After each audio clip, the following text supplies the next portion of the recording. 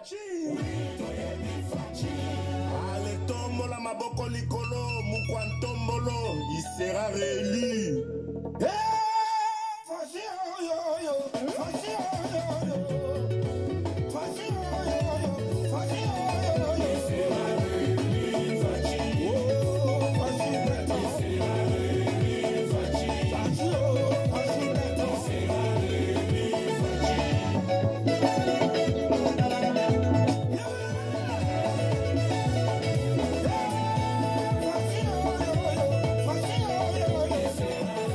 J'espère que JB Piana ne va pas me frapper de droit d'auteur.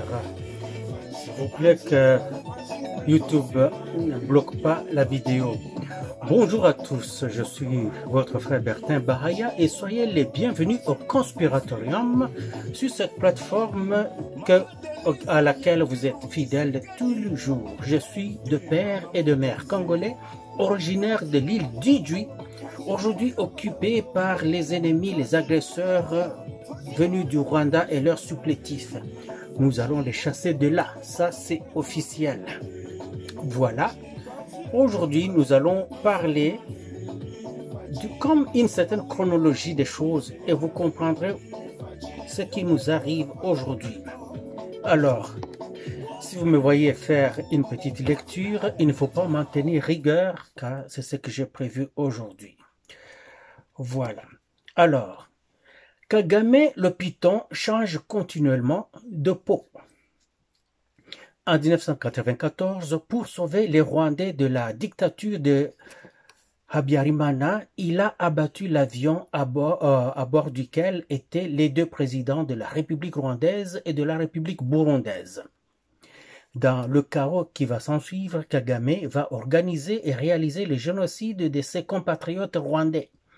Plus ou moins 400 000, peut-être même moins que ça, individus vont en périr. Et finalement, il devient président du Rwanda en 1997, soutenu par les USA, donc les États-Unis et l'Union européenne. Kagame mène une guerre contre Mobutu dont l'armée est affaiblie et déstructurée. Ayant cru en une certaine libération des 32 ans de dictature de Mobutu, le peuple congolais lui ouvre à Kagame le chemin car il voit la tête d'affiche. Et la tête d'affiche, c'était Laurent Désiré Kabila, en avant de ses armées libératrices. Le 16 janvier 2001, Kagame aide il assiste ceux qui ont assassiné Laurent Désiré Kabila. Et le 16 avril 2001, anciennement connu sous le nom de Hippolyte Kanambe, mais maintenant Joseph Kabila, est confirmé président de la RDC. Et ce dernier va coordonner la gestion destructrice de la RDC avec Kagame. En ses 19 ans de pouvoir, ce Kabila va déstructurer la RDC politiquement, administrativement, militairement et économiquement pour favoriser, enrichir et développer son Rwanda natal. C'est ainsi qu'il va gagner et qu'il va garder les Congolais préoccupés par des invasions et des agressions et aussi martyrisation par les rébellions bien organisées. La RCD, le CNDP, le M23. Toutes ces trois rébellions-là. En 2020, Fachi est élu président de la RDC. Ivre de ses théories démocratiques à outrance, et aussi ivre du pouvoir qui vient à peine d'acquérir après 37 ans de lutte sans merci contre les dictatures. Fachi croit en la continuité de la gouvernance et en la collaboration avec la Kabylie. Quelle erreur de novice, et il va en payer très cher le prix, ce qui va le révolter bien entendu et l'endurcir jusqu'à tout ce que nous savons tous. En mars 2022, le M23-2 lance les hostilités de guerre à haute intensité contre la RDC. Forte de ces éléments infiltrés dans toutes les structures de la RDC, le M23 fait des avancées fulgurantes et s'empare du Nord Kivu et du Sud Kivu au grand désarroi des Congolais qui sont consternés de réaliser que les FARDC n'étaient que du bidon. Amaigris, désillusionnés, surpris et déçus de remarquer que ses collaborateurs militaires laissaient tout aux agresseurs, Fachi est en mode silence radio. Vous vous rappelez? On disait, où est-ce qu'il est? Goma est tombé, où est-ce qu'il est? Bukavu est tombé, où est-ce qu'il est ce Fachi que nous avons voté à 74%? Plusieurs jours de casse-tête, de consultations dans le silence total. Le peuple est inquiet, le peuple est timoré et tremblotant même. Comme dans le fable des Les animaux malades de la peste, ils ne mouraient pas tous, mais tous étaient frappés. Oui, Fachi a déniché des soldats qui étaient patriotes et qui ont tracé une ligne, un front infranchissable par les agresseurs. Ainsi, les Wazalendo, paysans locaux et patriotes aguerris, prêtent main forte au reste des FARDC. Sur le plan politique et diplomatique, Fachi va déployer une Muzalendo totalement insoupçonnée et farouchement coriace.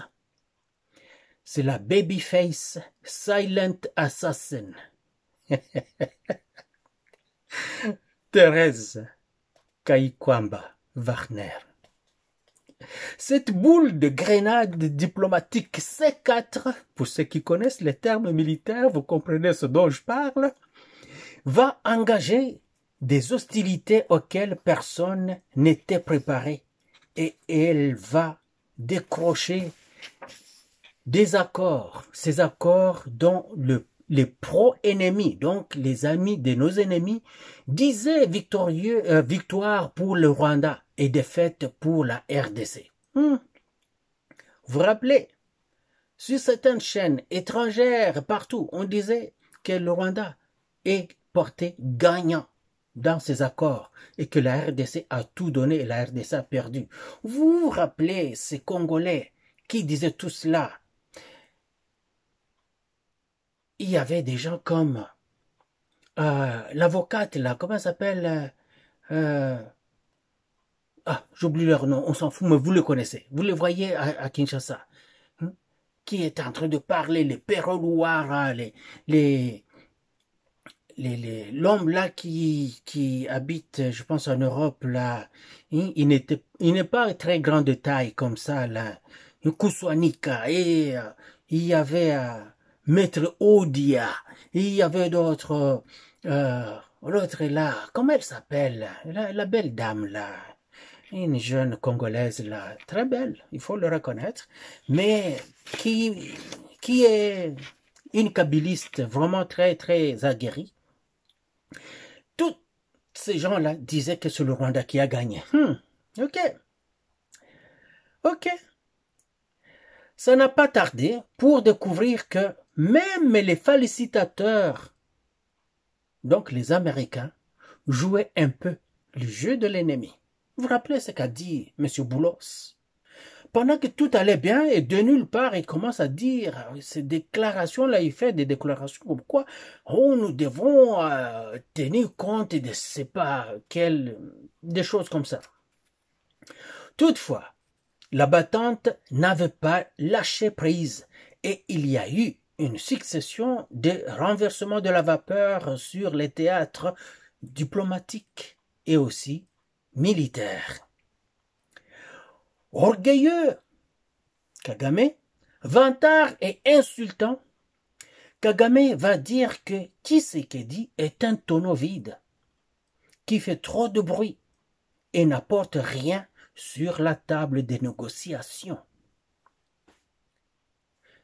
Pour la dernière assertion, Kagame avait raison. Tshisekedi n'apportait rien sur la table des négociations.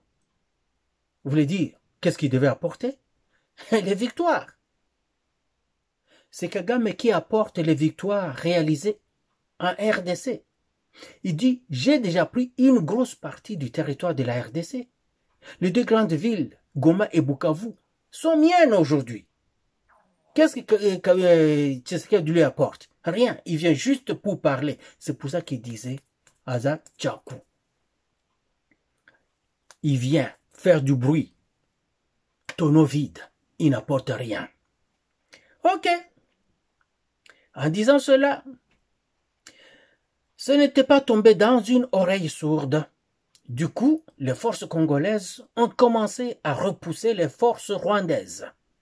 Moi, je ne parle pas de M23. Non, on sait que ce sont les soldats rwandais. Alors, quand je parle de forces rwandaises, vous comprenez, M23 compris. Tout ça dedans. Même des Kenyans, des Somaliens, des Éthiopiens, des Érythréens, des Soudanais, tout le monde là-dedans sont dans les forces rwandaises. Le 18 avril 2025 et le 26 mai 2025, de son auto-exil, c'est lui-même qui s'était exilé, de son auto-exil depuis décembre 2025, Kabila vient se joindre aux forces d'agression pour avancer sur Kinshasa et chasser par coup d'État le président Tshisekedi. Court-circuit de toutes les stratégies. Il y a eu un court-circuit. Le peuple congolais réalise que c'est Kabila qui attaquait la RDC par différentes rébellions depuis 2 décennies. Oups! Kabila réalise qu'il y a une grosse erreur de sa part. Démasqué, honteux, ramolli, Kabila fuit encore et va au Kenya, où il crée un autre mouvement politico-militaire, Sauvons le Congo. Et ça, c'est en octobre 2025. Cependant, Fachi et son général diplomatique TKW, Thérèse Kaikwamba Wagner, alors, si vous m'entendez dire TKW, donc c'est Thérèse Kaikwamba Wagner. TKW lance une campagne sur le plan diplomatique international. Certains pays de l'Union européenne et d'autres notables américains viennent au soutien politique de la RDC. C'est ainsi que, bouleversé et au bord d'une crise des nerfs, le sanguinaire Kagame tient une adresse en date du 8 novembre 2025. C'était au 18e forum de Unity Club à Kigali. Kagame a rejeté les accords de Washington. Au cours de cette adresse, il dit ce que nous, Congolais, devons considérer avec le plus grand sérieux du monde. Alors, pour le paraphraser seulement, le Nyamwisi ici, comme on aime l'appeler à Idjwi, on l'appelle Nyamwisi ici, donc les chassiers, a dit que le Rwanda a déjà fixé ses limites. Ces limites sont connues par les Rwandais, qui doivent continuer à se battre pour vivre ou mourir. Pour ces limites-là. C'est sérieux ça. Et il a été applaudi quand il a dit cela. Alors, écoutez, l'ancien chef d'état-major de l'armée rwandaise, l'ancien ministre de la Défense du Rwanda, James Kabarebe, comme aime le dire, James Kabarebe, James Kabarebe, Saint-Chine. Ok, James Kabarebe a déclaré aux Rwandais que les territoires congolais, écoutez bien, James Kabarebe, l'ancien ministre de la Défense du Rwanda, et n'oubliez pas qu'il a été aussi chef d'état-major général et ministre de la Défense de la RDC sous Laurent Désiré Kabila. Laurent Désiré Kabila. Vous pouvez le considérer comme héros. Hein? J'ai des réserves. J'ai des réserves. Alors, James Kabarebe a déclaré aux Rwandais que les territoires congolais de Masisi et de Rutshuru appartiennent au Rwanda. Conclusion, nous devons aider Tshisekedi Tshilombo. Nous, Congolaises et Congolais, nous devons. Nous n'avons pas de choix. Nous n'avons pas autre personne. Depuis que le Congo existe, personne ne s'est jamais autant battu pour ce pays. Jamais. Ne me parlez pas de Mobutu, vous pouvez juste écouter mes vidéos. J'ai dit comment Mobutu a pris le pouvoir et comment il a exercé ce pouvoir sous contrôle, assistance, aide permanente des Américains. Parce que Mobutu était leur représentant, le représentant du bloc capitaliste contre le bloc communiste qui était l'Angola. C'est ainsi que quand l'URSS est tombé, on n'avait plus besoin de Mobutu et le pays est tombé dans tous ses troubles. Donc Mobutu n'a rien fait. Mobutu a trouvé qu'on lui apportait quelque chose sur le plateau d'or et il a juste dégusté de ça. Non, Mobutu, il a su faire ceci, il a fait cela. Non, c'est du bluff. La seule personne combattue et qui trouve le pays dans une hécatombe totale, c'est Tshisekedi qui est en train de se battre. Alors, nous devons l'aider à retourner aux USA les mains pleines. Cette fois, quand il retourne là-bas, il aura les mains pleines, c'est-à-dire avec Goma et Bukavu récupérés. Si Goma et Bukavu ne sont pas récupérés, il retournera main vide. Et ce n'est pas bon. Alors, il doit récupérer Goma et Bukavu. Il faut donc lancer des opérations militaires d'envergure pour reprendre vite et d'abord Bukavu. Pourquoi? C'est Bukavu qui est l'épicentre de la résistance. Chaque fois, quand il y a eu résistance contre le Rwanda, ça partait de Bukavu. Pourquoi? Bukavu, c'est le fief des Bashi, des Barega et des Bahavu, qui ont fait des guerres. Dans l'histoire, allez regarder, des guerres contre les Rwandais, et ils ont gagné. Tout le temps. Et pour les Rwandais, quand ils ont pris Bukavu, c'était comme vraiment renverser les aigles dressés par les ennemis, les armoiries des armées de l'ennemi. Nous devons reprendre Bukavu. Alors, quand Bukavu sera repris, nous allons avancer vite pour totalement sécuriser l'île d'Idjui. Oh, vous allez dire, ah, je suis chauvin. Non, je veux que l'île d'Idjui soit libérée parce que je suis de là. Oui, vous ne mentez pas. Mais aussi, ce n'est pas juste. Parce que l'île d'Idjui est tout simplement stratégique. C'est au milieu du lac Kivu. Le lac qui appartient à la RDC. Même s'il y a aussi des eaux territoriales pour le Rwanda. Mais c'est pour la RDC. Quand vous êtes à Idjui, vous êtes vraiment en altitude. Quand vous êtes, par exemple, à Mugoshe, ou bien à Nyamusisi, qui sont des points les plus élevés de l'île, je vous assure que vous regardez le Rwanda comme ça. Vous regardez Bukavu comme ça. Goma comme ça. Et vous pouvez tout voir. Et avec les moyens d'observation aujourd'hui, nos forces vont bien balayer partout, voir tous les mouvements des Rwandais. Alors, une fois Idjui sécurisé, donc les eaux du lac Kivu seront sécurisées. Pendant ce temps, on commence à organiser un assaut portant sur qui va partir de Butembo et Ituri pour longer vers Gisenyi. Pas directement sur Goma, longer vers Gisenyi. Et reprendre maintenant Goma. Quand vous avez sécurisé Gisenyi et vous coupez les voies logistiques et de renfort au Rwanda, qui veut venir soutenir les forces rwandaises qui sont à Goma, quand vous coupez ça, ils n'ont pas de choix. Ils vont rendre les armes. Vous pouvez leur laisser un corridor, parce que si vous ne leur laissez pas un corridor, ils vont se battre jusqu'au dernier. En ce moment-là, vous leur laissez un corridor, ils sortent et retournent chez eux, et Goma est récupéré.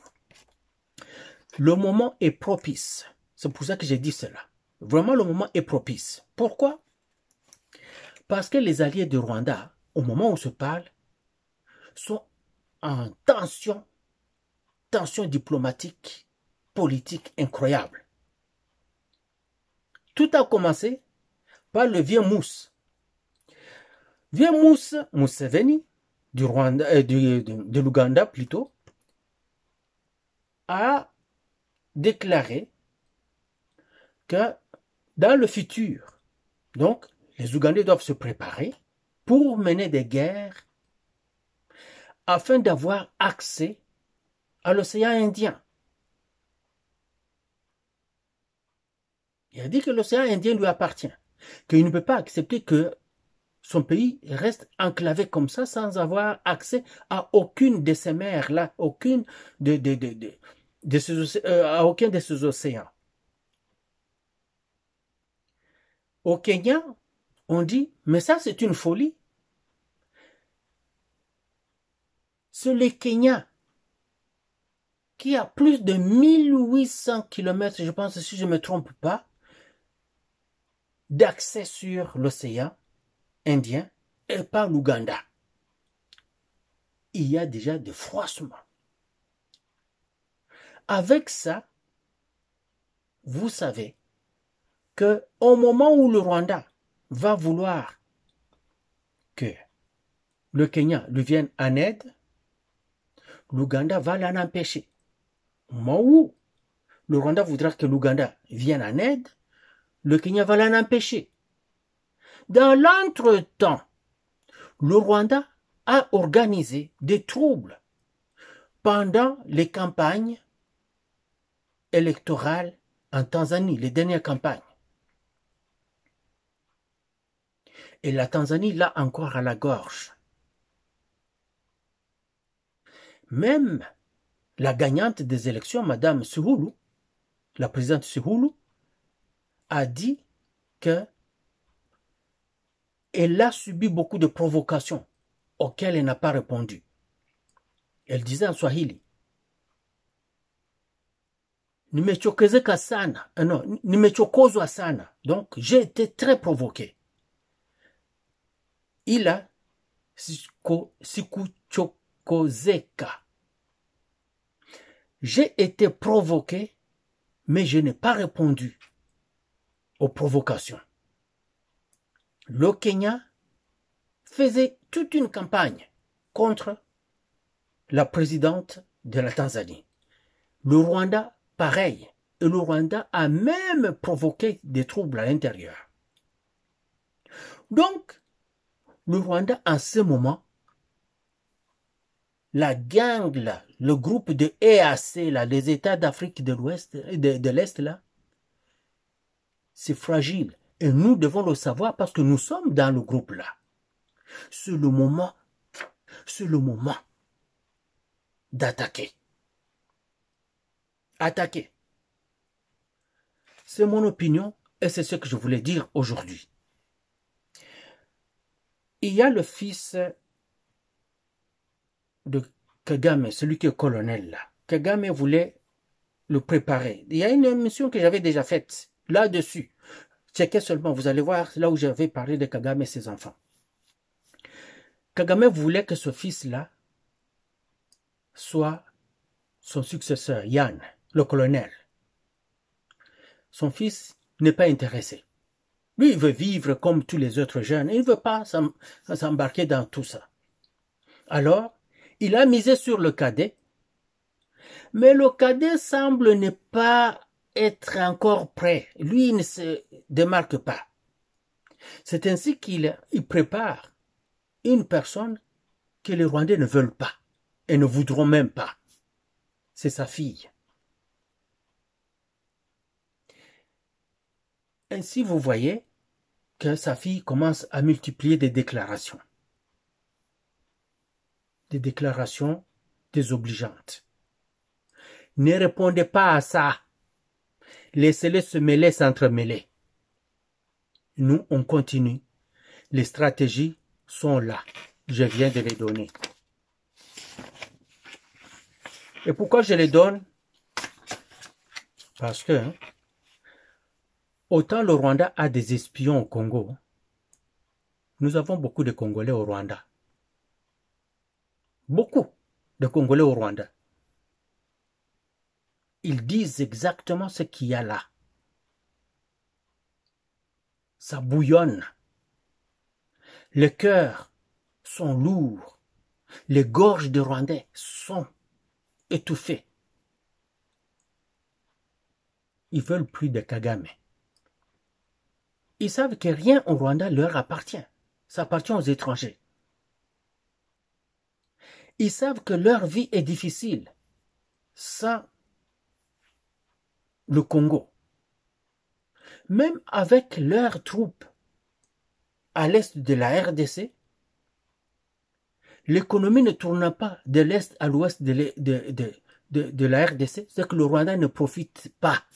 C'est dur, c'est ultra difficile au Rwanda. Ils veulent que Kagame parte.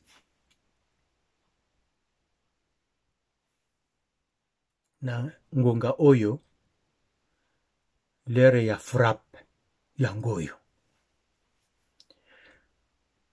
Que vous aimiez Tshisekedi, que vous ne l'aimiez pas, vous n'avez aucun choix, aucun autre. Nous n'avons aucune autre option, si ce n'est que de combattre le Rwanda et ses supplétifs